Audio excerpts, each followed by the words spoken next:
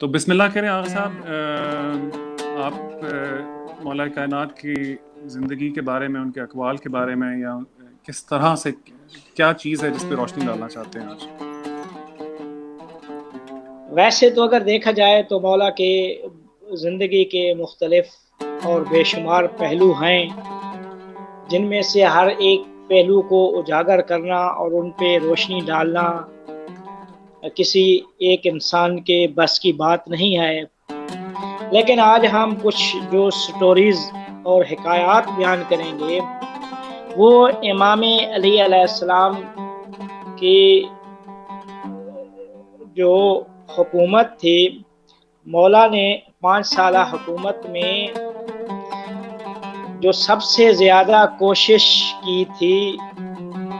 وہ یہ تھی کہ اس اسلامی معاشرے میں عدل و قسط کا نفاذ کر سکیں۔ عدل و قسط کے نفاذ کے لیے مولا نے کسی قسم کی کوتاہی نہیں کی اپنی 5 سالہ زندگی میں۔ اب ایک کتاب لکھی ہے مسیح ایک ہے جان جرداق، لبنانی تھا، عیسائی تھا، اس نے ایک کتاب لکھی صوت العدالت الانسانیہ، انسانی عدالت کی آواز۔ یہ امام علی علیہ السلام کے متعلق یہ ایک کتاب ہے جس کے متعلق وہ لکھتے ہیں کہ قاتلہ عدل قتل علی لشدت عدالت، کہ علی کے قتل اور شہادت کا سبب بھی علی کی عدالت بنی تھی۔ اس کے متعلق علی کی عدالت کے متعلق مختلف 3 جلدوں میں بہت زیادہ روشنی ڈالتے ہیں، لیکن ہم آج ان کی زندگی میں کچھ حکایات کو ہم لے کر آئیں گے کہ جس میں مولا نے عدالت کو قائم کرنے کی کوشش کی تھی۔ سب سے پہلی داستان جس میں مولا نے عدالت کی رعایت کی تھی وہ حضرت امام جعفر صادق علیہ السلام کے متعلق ایک حکایت کتابوں میں نقل کی گئی ہے۔ اس حکایت کو مولا نے نقل کیا ہے۔ مولا فرماتے ہیں کہ ایک دن حضرت امام علی علیہ السلام نے اپنے غلام قمبر کو آرڈر اور حکم دیا کہ ایک شخص کہ جس کے اوپر مولا نے جب حد جاری کی تو اس کی حد 80 کوڑے بنتی تھی، تو 80 کوڑے حد کے جاری کرنے کا مولا نے اپنے غلام قمبر کو آرڈر جاری کیا۔ اب چونکہ قمبر کو بہت زیادہ غصہ تھا، ناراحتی تھی، تو قمبر نے جب اس غلام کو کوڑے مارنے کی کوشش کی تو قمبر کوڑے مارتا گیا یہاں تک کہ چونکہ 80 کوڑے مارنے تھے تو 80 کوڑے کی بجائے قمبر نے 3 اضافی کوڑے مار دیے، یعنی 3 اضافی کوڑے کے ساتھ مل کر کل 83 کوڑے قمبر نے اس شخص کو مارے۔ جب مولا نے دیکھا کہ قمبر نے 3 اضافی کوڑے مارے ہیں تو مولا نے وہ جو کوڑا تھا قمبر کے ہاتھ سے چھین کر 3 کوڑے مولا نے قمبر کو مار دیے۔ تو مولا نے فرمایا کہ میں علی ابن ابی طالب کسی صورت بھی یہ برداشت نہیں کر سکتا کہ کسی انسان کے اوپر ظلم ہو اور اس کے ساتھ عدالت سے سلوک نہ کیا جائے۔ تو مولا خود بھی چاہتے تھے کہ معاشرے میں عدالت قائم ہو اور دوسروں کو بھی عدالت قائم کرنے کی ترغیب دیتے تھے۔ یہ مولا کی ایک زندگی کی ایک داستان ہے۔ اب اس کے متعلق بہت زیادہ ویسے عدالت امام علی پہ بہت زیادہ داستانیں نقل کی گئی ہیں، جن میں ایک مشہور داستان ایک خاتون تھی جس کا نام سودا ہمدانی تھا۔ اس کے ایک مشہور داستان ہے کہ، اور یہ عورت بھی تاریخ میں جس طریقے سے نقل ہوا ہے، ایک مشہور عورت تھی اور بڑی جرأت مند اور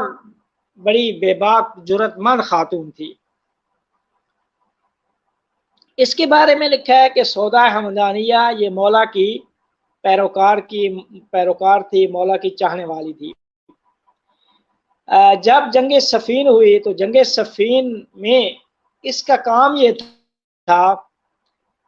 کہ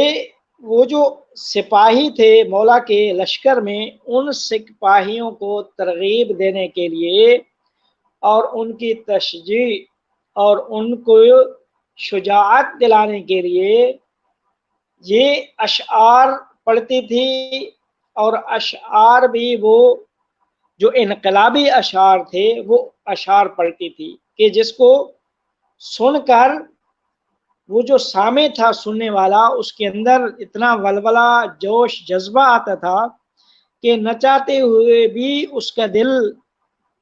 کرتا تھا کہ وہ جا کے دشمن کے خلاف لڑ سکے۔ تو کہتے ہیں کہ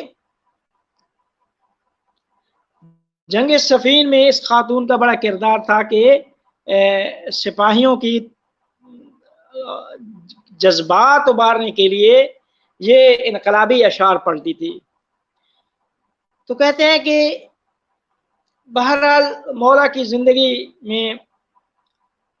یہ خاتون تھی، مولا شہید ہو گئے۔ آج شب ضربت تھی، مولا کی ضربت کا دن تھا، 19 ماہ رمضان کی رات حضرت علی ابن ابی طالب کو ابن ملجم نے ضربت لگائی تھی مولا کے سر اقدس پہ، اور 21 ماہ رمضان کو مولا کی شہادت کا دن ہے۔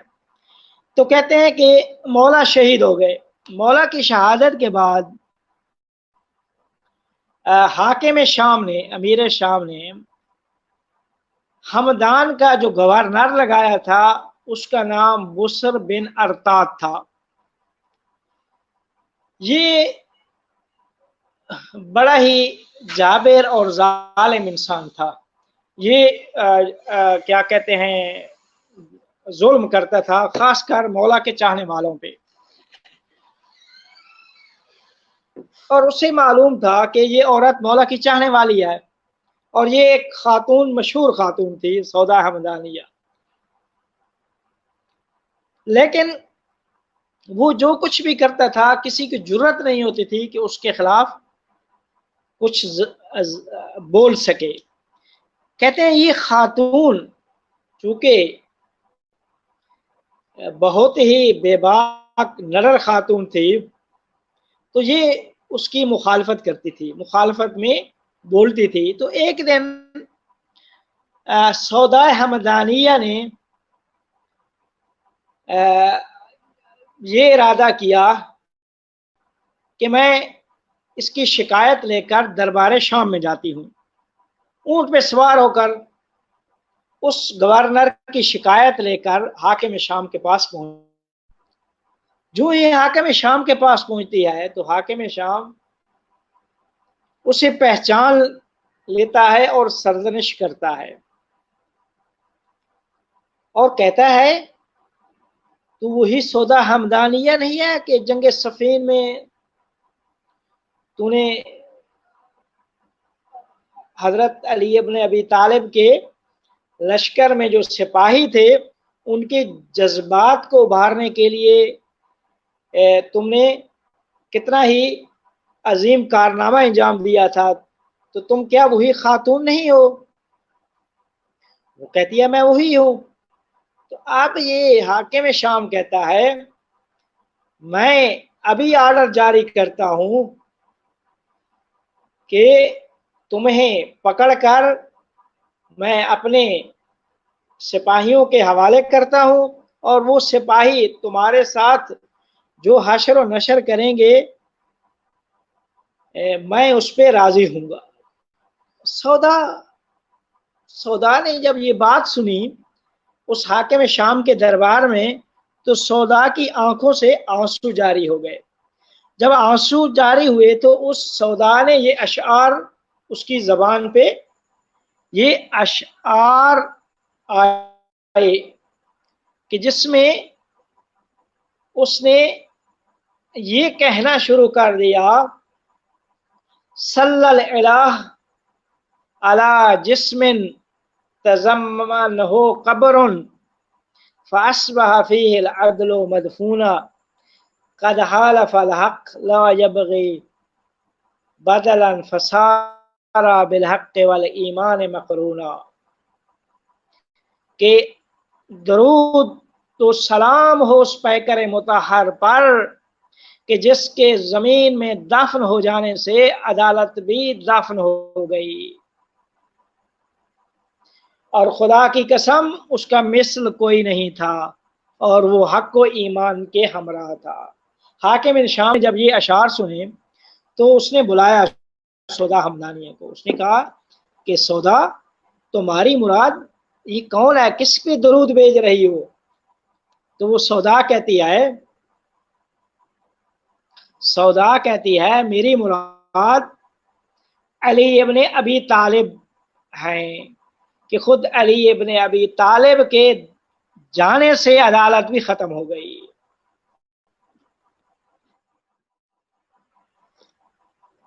پھر وہ کہتی ہے کہ آئے حاکم شام، مولا کی حکومت کے ایام تھے، مولا خلیفہ وقت تھے، ہمدان پہ مولا کا ایک گورنر تھا جس نے فقط کچھ کلو گندم مجھ سے اضافہ لیے تھے۔ میں اس کی شکایت لے کر کوفہ گئی تھی۔ کوفہ جب پہنچی تو مولا نے جو ہی مجھے دیکھا تو مولا ممبر سے نیچے آ گئے اور آ کے کہتے ہیں سودا ہمدانیہ، تجھے کون سی مجبوری یہاں لے آئی ہے؟ تو سودا کہتی ہے میں نے سارا مواجرہ مولا کی خدمت میں پیش کیا، اور میں نے یہ کہا کہ مولا یہ چند کلو گندم کا مجھ سے اضافی لینا مہم نہیں ہے، لیکن مجھے خوف یہ ہے کہ تیرا گورنر اس رشوت خوری اور ظلم کا عادی ہو جائے گا، اور حکومت اسلام کی عزت و آبرو وہ خدشہ دار ہوگی۔ تو کہتے ہیں علی ابن ابی طالب نے یہی جب جملے سنے تو مولا نے گریہ کرنا شروع کیا، اور مولا نے فرمایا پروردگارہ گواہ رہنا، میں علی ابن ابی طالب نے حکومت اس وجہ سے قائم نہیں کی، حکومت کو اس وجہ سے ہاتھ میں نہیں لیا کہ میں لوگوں پہ ظلم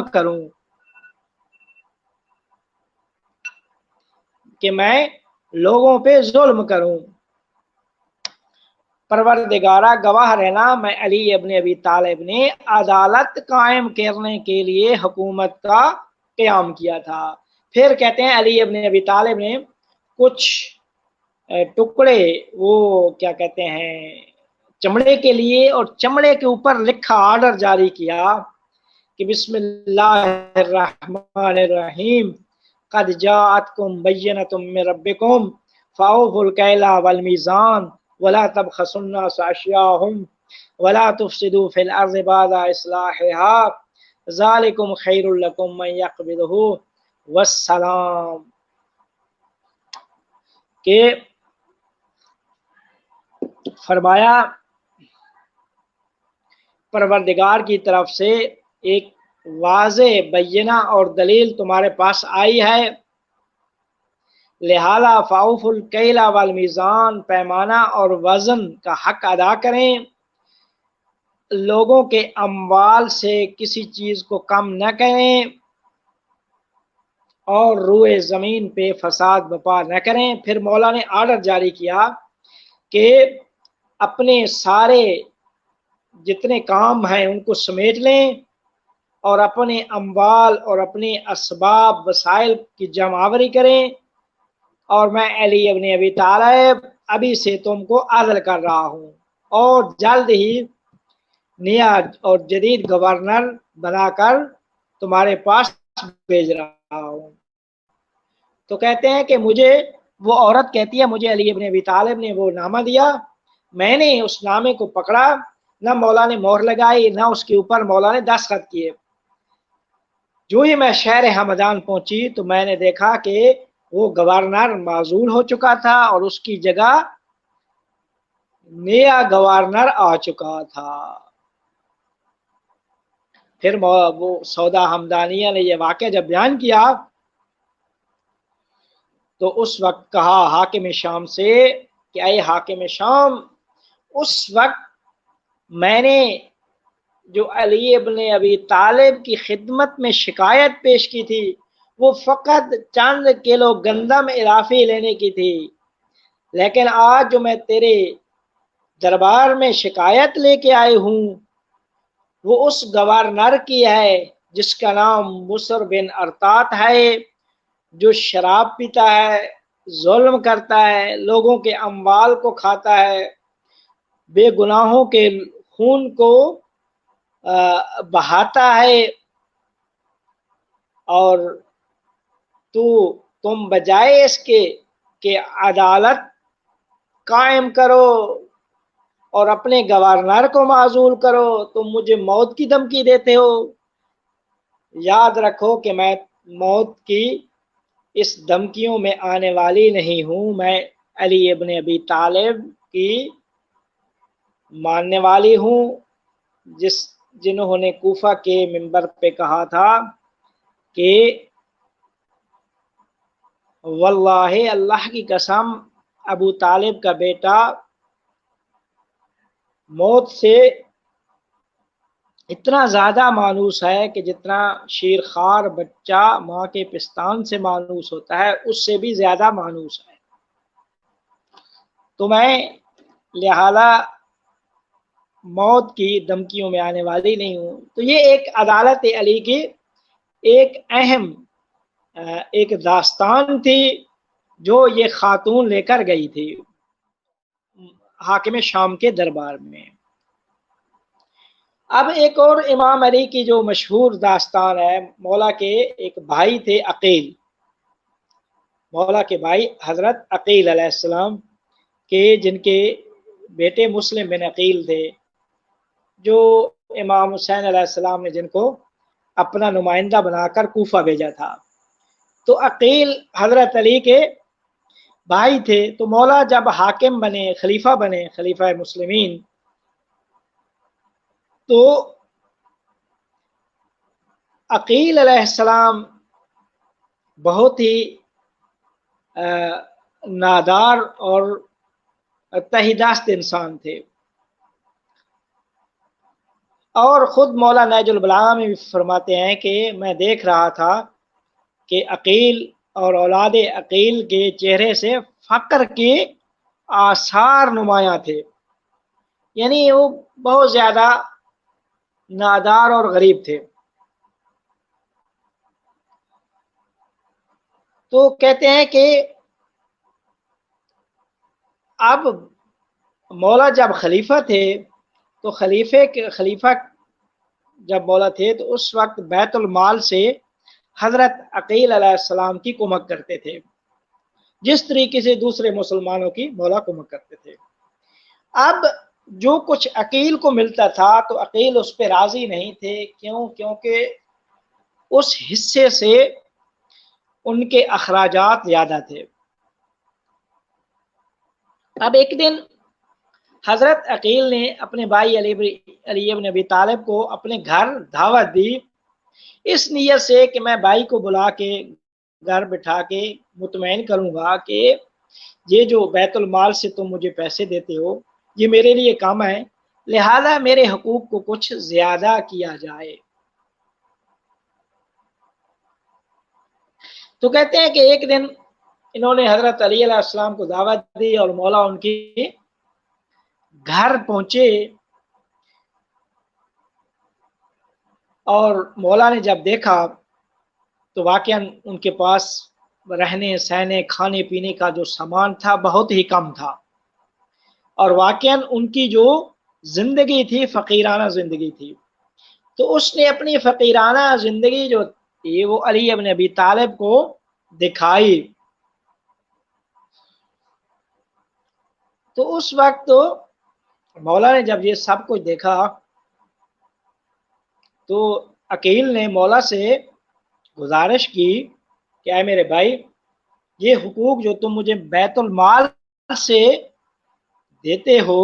یہ میرے لیے کم ہے اور میرے اخراجات زیادہ ہیں، لہذا میرا حصہ کچھ بڑھا دیا جائے۔ تو حضرت نے فرمایا کہ مجھے معلوم ہو گیا ہے اے عقیل، تمہارے پاس مال زیادہ ہے کہ تم دوسروں کو مہمان بننے کی دعوت دیتے ہو، چونکہ مولا کو مہمان بننے کی دعوت دی تھی۔ تو عقیل فرماتے ہیں نہیں جی، میں نے اس وجہ سے دعوت دیا ہے، اس نیت سے دعوت دیا ہے تاکہ آپ مجھے اس بیت المال سے جو حصہ ہے وہ کچھ بڑھا دیں، اور چونکہ میں یہ چاہ رہا تھا کہ آپ کو مطمئن کر سکوں کہ میری زندگی واقعاً فقیرانہ ہے۔ تو کہتے ہیں یہ بات جب سنی تو مولا نے ایک لوہے کا ایک ٹکڑا پڑا تھا اس کو آگ گرم کی، اور آگ پہ اس ٹکڑے کو گرم کیا،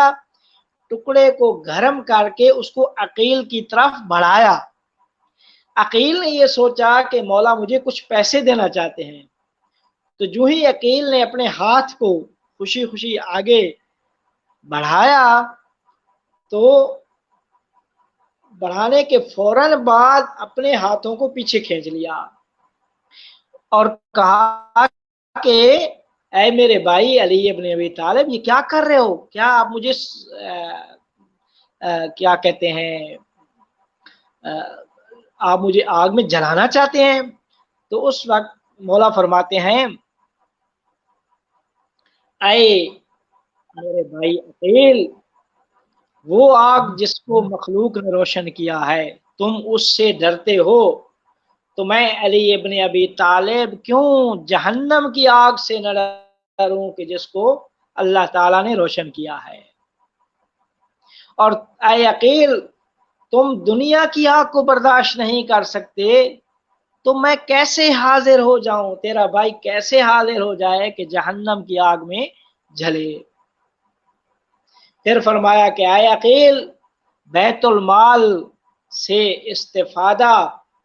کرنے میں تیرے اور دوسرے لوگوں کے درمیان کوئی فرق نہیں ہے، جتنا میں دوسروں کو دیتا ہوں اتنا تجھے بھی دیتا ہوں۔ اگر میں علی ابن ابی طالب نے تمہارے حقوق کو بڑھا دیا تو یہ دوسروں کے ساتھ خیانت اور بھی عدالتی ہوگی، لہذا میں ایسا ہرگز نہیں کر سکتا۔ یہ بھائی تھے عقیل جن کو علی ابن ابی طالب نے کیا کہتے ہیں اس طریقے سے سمجھایا کہ اے عقیل، تم دنیا کی آگ سے ڈرتے ہو اور میں علی ابن ابی طالب کیوں جہنم کی آگ سے نہ ڈروں جس کو خود اللہ نے روشن کیا ہے۔ یہ ایک واقعہ۔ ایک اور داستان ہے جو مشہور داستان، لیکن اس کا کچھ جو منابع ہیں ان میں مختلف طرح سے وہ داستان آئی ہے کہ وہ جو ایک عیسائی تھا اور مولا کی جو زرہ گم ہو جاتی ہے، وہ جو دعویٰ آپس میں ہوتا ہے اور وہ لے کر اس جج کے پاس جاتے ہیں، مولا کی خلافت کا زمانہ تھا، کوفہ میں مولا کی زرہ گم ہو گئی۔ کچھ عرصہ بعد وہ زرہ ایک مسیحی مرد کے پاس سے ملی، تو مولا اسے ایک قاضی کے دربار میں لے گئے۔ جج کو قاضی کہا جاتا ہے۔ قاضی کے پاس لے گئے، مولا نے اپنا دعویٰ کو قائم کیا، ادعا بتایا، اور مولا نے فرمایا کہ یہ زرہ میری ہے، نہ ہی میں نے اس زرہ کو بیچا ہے اور نہ ہی کسی کو میں نے گفٹ کیا ہے، اور اب میں نے اس زرہ کو اس یہودی مرد کے پاس پایا ہے۔ تو کہتے ہیں اس جج نے مسیحی کی طرف دیکھا، اس مرد مسیحی کی طرف دیکھ کر کہا کہ خلیفہ مسلمین نے اپنے دعوے کا اظہار کر دیا ہے، اب تم کیا کہتے ہو؟ تو مسیحی کہتا ہے کہ یہ زرہ میرا مال ہے، میرے پاس ہے، اور در عین حال میں چونکہ خلافت کا مقام ایک عظیم مقام ہے تو میں مقام خلافت کی بھی تکذیب نہیں کرتا، لیکن یہ امکان اور یہ ممکن ہے کہ خلیفہ اشتباہ کر رہے ہوں۔ تو کہتے ہیں جب انہوں نے اس طریقے سے بڑے ادب کے ساتھ ایک گفتگو کی تو اس وقت قاضی اور جج نے امام علی علیہ السلام کی طرف رخ کیا اور کہا کہ مدعی آپ ہیں اور یہ شخص منکر ہے۔ جو مدعی ہوتا ہے، جو دعویٰ کرتا ہے مدعی، تو اس مدعی کے پاس گواہوں کو قائم کرنا یہ مدعی کا کام ہوتا ہے، کہ جب آپ دعویٰ کرتے ہیں کہ یہ چیز میری ہے تو اس کے اوپر آپ کو گواہ پیش کرنے پڑیں گے، اور جو شخص منکر ہو رہا ہے تو منکر کے اوپر قسم ہوتی ہے کہ وہ قسم اٹھا دے۔ تو اس شخص نے کہا کہ اے مولا خلیفہ مسلمین، آپ مدعی ہیں۔ قاضی نے یہ کہا کہ آپ مدعی ہیں، تو مدعی کا کام یہ ہے کہ وہ اپنے دعویٰ پہ شاہد اور گواہ لے کر آئے۔ آپ مولا مسکرا دیے، مولا نے فرمایا کہ آپ صحیح کہہ رہے ہیں جج صاحب، اور واقعاً میرا ہی کام ہے کہ میں گواہ لے کے آؤں اور گواہ پیش کروں، لیکن میں اس دعوے میں میرے پاس کوئی گواہ نہیں ہے، اس دعوے میں میرے پاس کوئی گواہ نہیں ہے۔ تو کہتے ہیں کہ چونکہ مدعی کے پاس گواہ اور شاہد نہیں تھے تو جج نے جو حکم اور فیصلہ دیا وہ مسیحی اور عیسائی مرد کے نفع میں دیا، اور وہ اس عیسائی نے وہ زرہ اٹھائی اور اٹھا کر چل دیا، لیکن مرد مسیحی کو معلوم تھا کہ وہ بہتر جانتا تھا کہ یہ زرہ کس کی ہے۔ کہتے ہیں چند قدم زرہ اٹھا کر چند قدم چلا، اور وجدان جب اس کے وجدان مضطرب ہوا، اس کے ضمیر جب اس کے ضمیر نے اسے جھنجھوڑا تو وہ واپس پلٹا۔ واپس جب پلٹا تو واپس پلٹ کر کہتا ہے کہ یہ طرز حکومت جو ہے یہ کوئی عادی بشر کی حکومت مجھے نہیں لگ رہی، یہ بلکہ یہ انبیاء کی حکومت کا طرز مجھے معلوم ہو رہا ہے، کہ یہ شخص جس نے یہ دعویٰ کیا ہے میرے خلاف اور اتنا آسانی سے وہ فیصلے کو قبول کر کے یہاں سے روانہ ہو گیا ہے، تو یہ نبی کا کام ہے کہ وہ اس طرح کی سلوک کرنا لوگوں سے، یہ نبی اور نبی کے اولیاء کا کام ہو سکتا ہے، یہ عادی بشر کا کام نہیں ہے۔ تو کہتے ہیں واپس پلٹا اور پلٹ کر اقرار کیا کہ یہ زرہ امام علی کی ہے، اور مولا کو واپس کر دی۔ کچھ عرصہ بعد کہتے ہیں دیکھا گیا کہ اتنا زیادہ عرصہ نہیں گزرا، وہی شخص مسلمان ہوا اور مسلمان ہونے کے بعد علی ابن ابی طالب کا ماننے والا بنا، مولا کے پرچم کے نیچے آیا اور جنگ نہروان میں شہید ہو گیا۔ یہ تھا وہ مسیحی شخص کہ جس نے جو ہے نا وہ دعویٰ پیش کیا تھا قاضی کے عدالت۔